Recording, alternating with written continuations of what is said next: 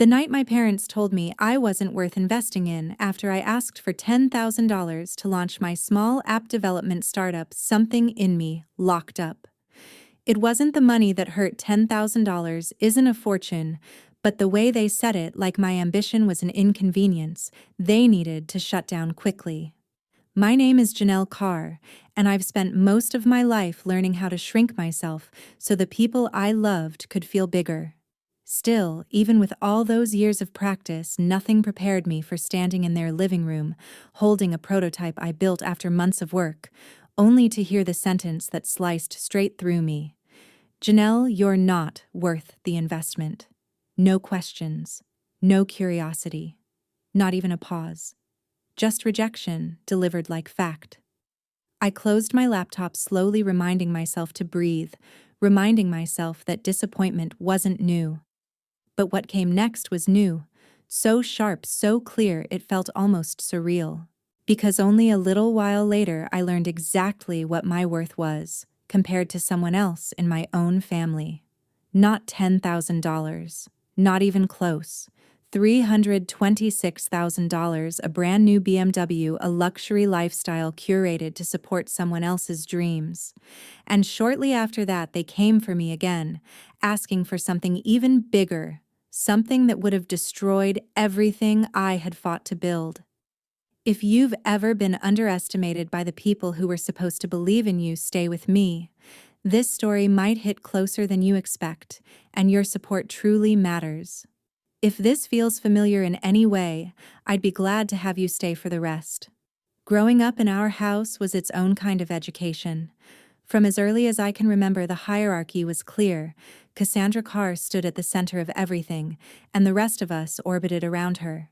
She was the daughter my parents proudly introduced to neighbors, the one they believed carried the family's promise, the child they treated as if she were destined for an audience long before she ever picked up a camera. My father used to joke that Cassandra had a face made for the spotlight, and my mother would laugh as if it were a compliment meant for all of us. It wasn't. It was a reminder that attention had a direction in our home, and it almost never pointed toward me. Cassandra always had the newest shoes, the prettiest dresses, the most expensive supplies for every activity she tried.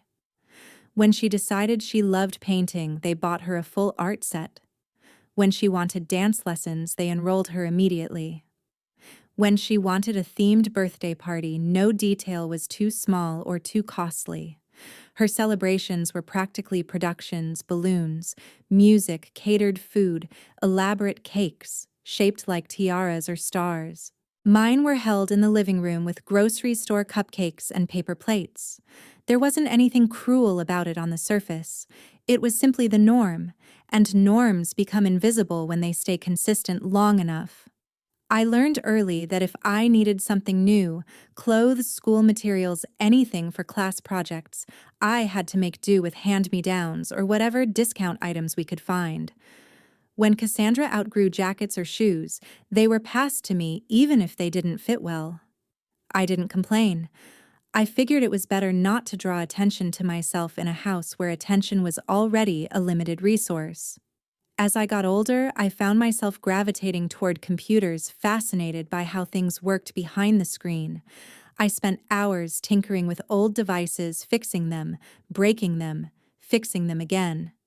But while Cassandra's hobbies were praised and funded, my interest in technology was seen more as a practical skill than something worth investing in. My mother would tell me, "You're smart enough to figure it out on your own," as if independence were a substitute for support. Over time, I stopped expecting encouragement. I taught myself programming from secondhand books and borrowed laptops, piecing together knowledge bit by bit. There was never anger in those years, only a quiet understanding that in our family, certain dreams were worth nurturing and others were expected to grow on their own. And I grew quietly in the spaces Cassandra didn't occupy, learning how to rely on myself, because it was the only consistent option I had. As the years moved forward, the distance between my world and Cassandra's grew wider with every choice she made. By the time we reached our late teens, she had reinvented herself as an aspiring influencer, building a small online presence with outfit lookbooks, makeup routines, and curated snapshots of her daily life. What started as a hobby quickly turned into a full production once my parents realized her following was growing. They bought her a professional camera, ring lights, tripods, stacks of clothes still tagged from boutiques, and even covered weekend trips to nearby beaches so she could capture content. They didn't call it favoritism. They called it supporting potential. I watched the packages arrive week after week while managing a course load in IT and working part-time jobs just to keep up with tuition and bills. Cassandra filmed videos in the living room rearranging furniture to create an aesthetic backdrop. My father moved quietly around her setups as if her schedule took priority over everything else. My mother praised her for her creativity, ironing outfits and helping plan shoots, as if she were her manager. Meanwhile, I spent my time in computer labs finishing assignments before heading to shifts at coffee shops or doing basic tech support for people in our neighborhood. It wasn't resentment that settled into me. It was the recognition that our paths were diverging in ways that felt impossible to bridge. Cassandra had a safety net beneath her every step while I had deadlines and the constant pressure of making ends meet. I learned how to stretch every dollar, taught myself new coding languages late at night, and took freelance gigs fixing laptops just to stay afloat. My father once glanced at my worn-out backpack and said, "You're practical, Janelle. You don't need much." It wasn't meant to be dismissive, but it revealed everything Cassandra required investment. I was expected to manage. During those long nights balancing coursework and work shifts, a different idea began taking shape inside me, not out of rebellion, but out of necessity. I started sketching concepts for an application that could streamline small business operations, a tool built for efficiency rather than aesthetics. I carried a small notebook everywhere, filling pages with diagrams and system flows between classes during breaks and while waiting for buses after late shifts. No one asked what I was writing or why. Cassandra was preparing content calendars and partnering with local boutiques for sponsored posts, and my parents celebrated every small milestone she shared with them.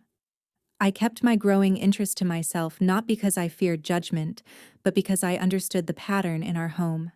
If something belonged to Cassandra, it became a family project. If it belonged to me, it had to survive on its own. As Cassandra's online presence expanded, so did the invisible line separating our lives. Her world revolved around curated perfection, while mine was built from quiet persistence, long hours, and ideas that I hoped might one day become something real. Looking back, those years didn't make me bitter. They simply taught me the value of building a future with my own hands, even when no one was watching. By the time I finished college and managed to gather enough freelance experience to understand real-world problems, the idea for my app had become more than a collection of notes. It was a structured plan built from nights of research, conversations with local contractors, and small-scale tests I ran using borrowed equipment. When I finally printed everything and organized it into a clean presentation, I believed it was ready to be taken seriously. I decided to bring it home, hoping that presenting it in person would help my parents see the potential clearly.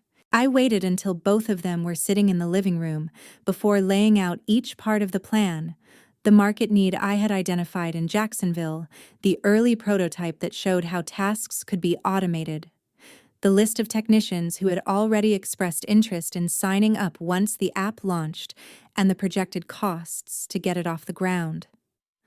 All I needed was $10,000 to bridge the gap between concept and full development. I explained everything patiently, answering questions they barely asked, trying to keep my voice steady even as I noticed the familiar signs of disinterest settling into their expressions. My father tapped his fingers against the armrest, glancing at the pages without actually reading them.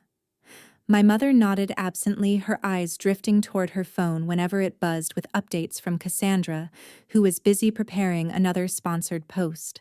When I finished walking them through the most important parts of the plan, a silence stretched between us, not the thoughtful kind, but the kind that hinted at a decision already made long before I arrived. My father finally closed the folder without turning past the first page. He didn't ask about feasibility, long-term projections, or how I had tested the app. Instead, he leaned back and said the words I had feared, but never truly expected to hear out loud. "Janelle, you're not worth investing in." My mother nodded as if the statement were simple truth, adding, "We don't want you risking your future on something unstable." There was no hesitation, no consideration, no recognition of the work I had poured into the idea. The dismissal hit harder than I wanted to admit, not because of the money itself, but because of what those words revealed: how little they believed in me, how little they had ever believed in me. I gathered the papers slowly, forcing my hands not to shake. They didn't notice. My father turned back to the television, and my mother resumed texting Cassandra about outfit ideas for an upcoming photo shoot. I walked out of the house feeling a mix of humiliation and clarity, a quiet realization settling into place. If I wanted this to become real, it would never happen with their help. The rejection wasn't just a closed door. It was a line drawn between who they thought deserved opportunities and who they thought would never go far enough to justify one. And in that moment, I understood fully that the only path forward was the one I built myself. Returning to my routine after that rejection meant adjusting quickly to the reality that every step forward depended solely on what I could earn. I worked longer shifts, added weekend troubleshooting jobs for small businesses, and poured whatever remained of my energy into improving the app's framework. It wasn't glamorous, but for the first time I felt a sense of direction that didn't rely on anyone else's approval. That mindset carried me through weeks of exhaustion, until one afternoon, as I stepped out of a client's office, my phone lit up with a call from my mother. Her voice was unusually bright when I answered, the kind of excitement she saved for news involving Cassandra. Before I could greet her properly, she launched into it. She said they had taken out a large loan to help Cassandra elevate her brand, and that everything was finally falling into place for her. I didn't understand at first, not until she mentioned the exact number, $326,000, and said it casually as though discussing a grocery bill. The loan had covered a new BMW for Cassandra's image, the down payment for a high-end apartment near the riverfront, professional videography equipment, and even a consultant to manage her collaborations. My mother described each detail with pride, emphasizing how this was Cassandra's moment and how they wanted to give her the support she deserved. I stood completely still, unable to speak for several seconds. The contrast between my reality and theirs was sharp enough to cut me, scraping together money to keep the project alive, them celebrating a luxury plan for an online persona. My mother asked why I was so quiet, but before I could answer, she added that they hoped I would be happy for Cassandra. She didn't ask how my work was going. She didn't ask whether I was managing the extra jobs or sleeping enough. She didn't ask anything. We hung up shortly afterward, and I drove home with a heaviness I couldn't shake. The car beside me at a red light happened to be the same BMW model my mother had mentioned. I remember thinking how strange it was that a single object could represent the gap between two siblings so clearly. Despite the weight of that moment, I forced myself back into my usual pace. Work, code, work again. The app slowly became more coherent, the interface smoother, the functions more reliable. A few local contractors I had spoken with earlier began responding again, asking how close the app was to being usable. Their interest gave me a quiet sense of validation that didn't erase the pain of what I had learned, but made it easier to breathe through it.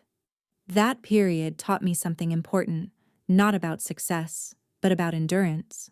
Watching my parents invest heavily in Cassandra while I struggled to piece together resources on my own wasn't the final blow they might have expected. Instead, it was the moment everything about our family's dynamic crystallized. The unfairness no longer surprised me. It simply became part of the landscape I had to navigate while building something of my own. Trouble started showing itself slowly, at first slipping through the cracks of Cassandra's perfect image, though no one in my family wanted to acknowledge it. Her collaborations began drying up as brands shifted their budgets and newer influencers crowded the platforms. The consultant my parents had hired for her insisted the slowdown was temporary, but the expenses of maintaining her studio, her apartment, and her lifestyle didn't slow down with it. The bills stacked faster than her posts could generate revenue, and soon enough, the veneer began to crumble. Her apartment management called about late payments. The videographer paused work after several invoices went unpaid, and one afternoon the BMW that had once been paraded as proof of her rising star was repossessed in broad daylight outside her building. Cassandra tried to film around the chaos, but the pressure caught up with her, and her uploads became sporadic. My parents didn't tell me any of this directly. What I learned came from clipped conversations I overheard when they forgot to hang up properly, or from the worried tone my mother struggled to mask when she answered my rare check-in calls. The full reality only reached me when they had no choice but to face it. My mother called one evening with a voice tight enough to signal something was deeply wrong.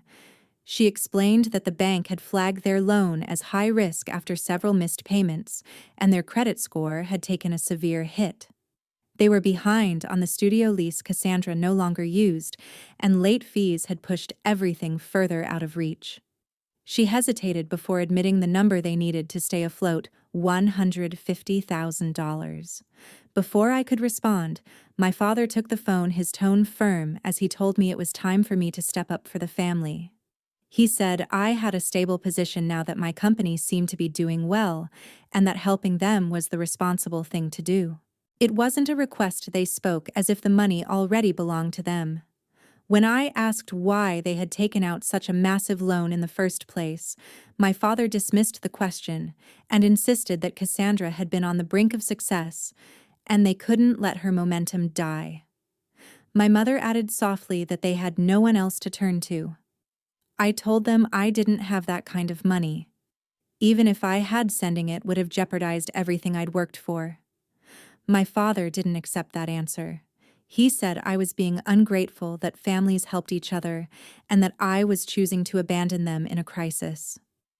My mother cried quietly in the background, repeating that Cassandra was under so much stress and needed stability to recover. I refused again, firmly this time.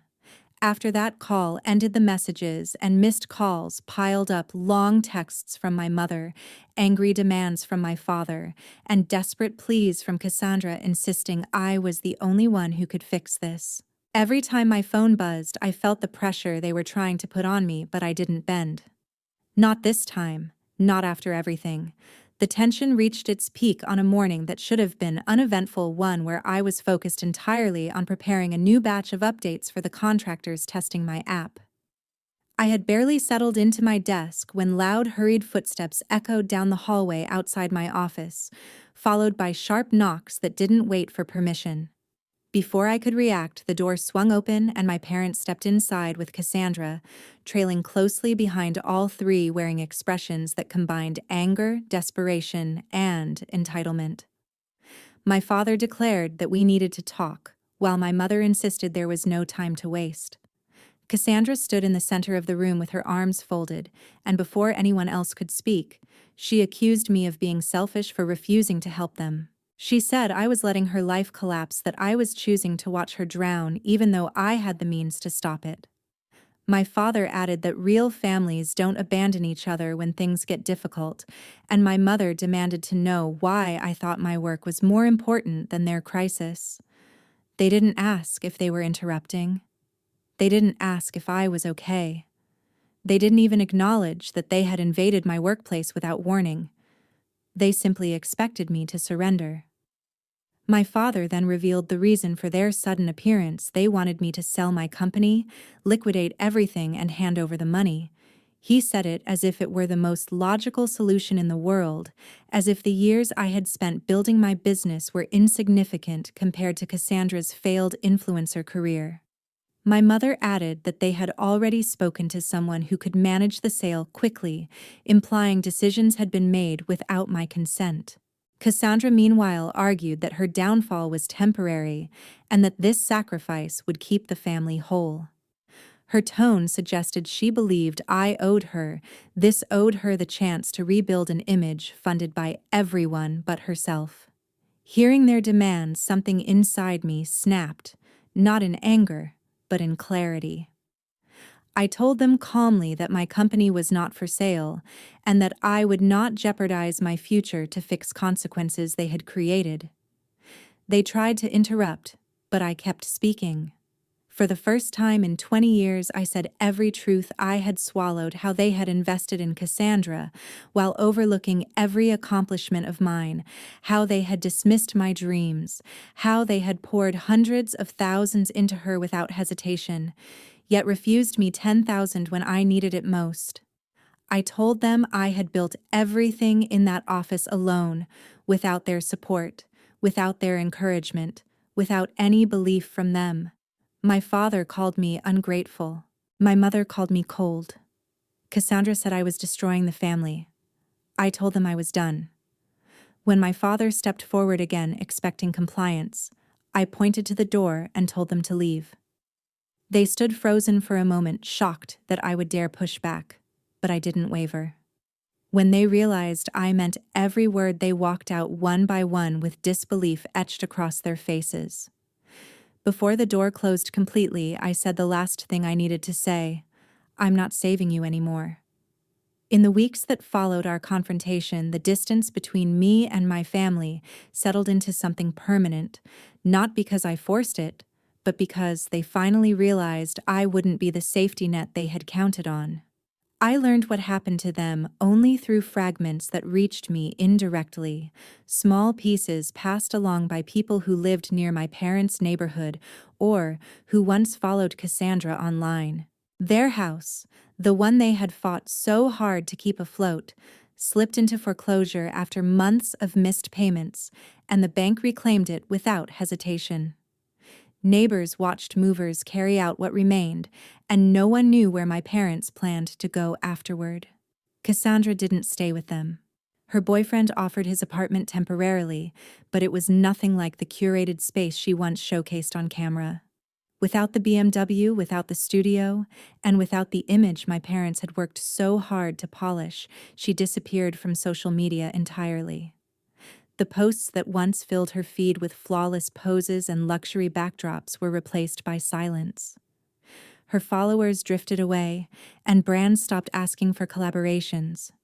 She had no announcement, no farewell, just a vanishing act that mirrored how quickly her influencer peak had dissolved.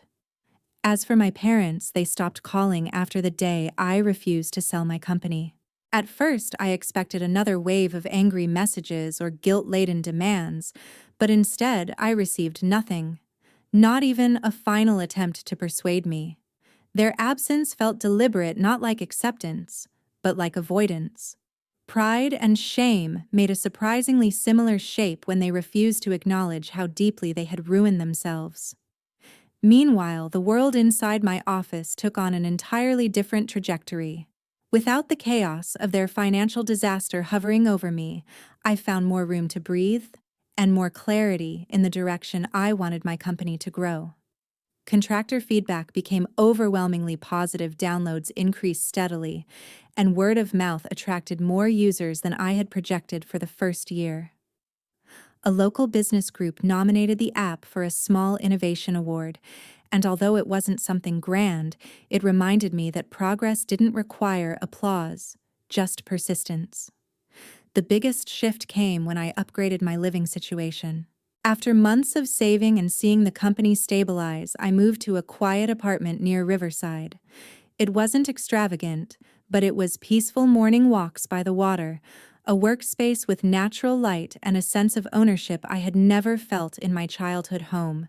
No comparisons, no belittling, no hierarchy. Just space that belonged entirely to me. I didn't tell my family about the move, not out of spite, but because they no longer had a place in the version of my life I was building.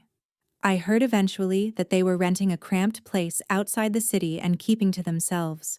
They didn't reach out, and I didn't feel compelled to check on them.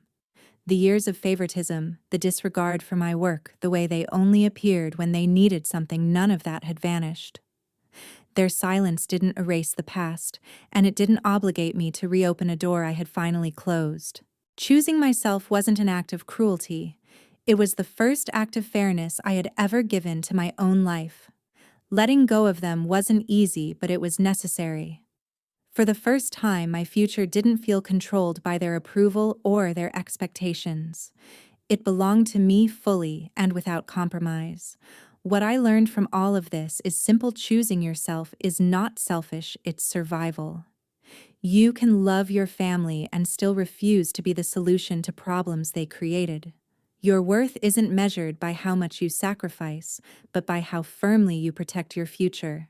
If you stayed with me until the end, thank you for sharing this moment. And if you'd like to hear more stories like this, I'd be glad to have you here for the next one.